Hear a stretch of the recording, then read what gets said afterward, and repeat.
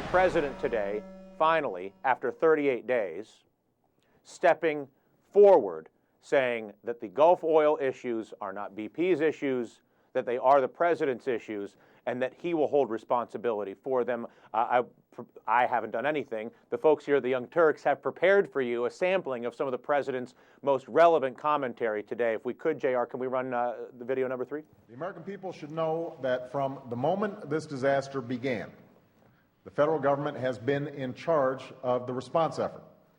As far as I'm concerned, BP is responsible for this horrific disaster, and we will hold them fully accountable on behalf of the United States as well as the people and communities victimized by this tragedy.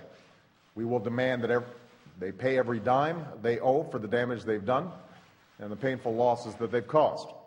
And we will continue to take full advantage of the unique technology and expertise they have to help stop this leak. But make no mistake, BP is operating at our direction.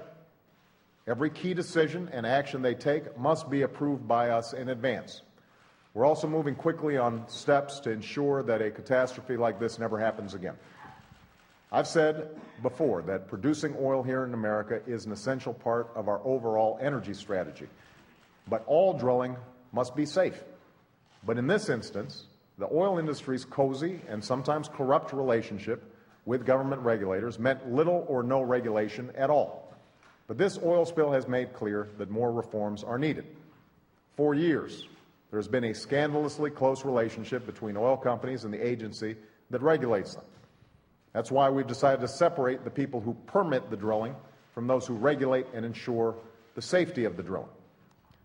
I also announced that no new permits for drilling new wells will go forward until a 30-day safety and environmental review was conducted.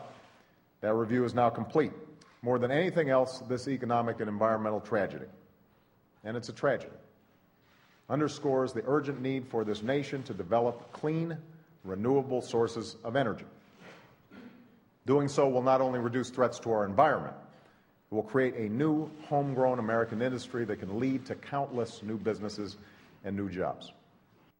But at the very root of all of our problems, whether it's in the Gulf of Mexico or any place else, is our inability to see the entire picture. Our government too often works with corporations and special interests to allow them to keep secrets, to allow them to hide from us what is really going on. That very practice is apparently very much at work right now in the Gulf. Who could blame British Petroleum? They've uncapped an underwater volcano of oil that is now tainting, perhaps for decades, one of the most abundant, economically relevant, and globally spectacular resources that we have, which is the Gulf of Mexico. They may have done it as a result of their own carelessness, recklessness, and ultimately greed. If you believe the reporting from 60 Minutes with the parts of the annular coming out of the water, there are, again, more investigations to be had. But what is the point of having a free press in our Constitution? What is the point of having new media like the one that you and I are using to communicate right now?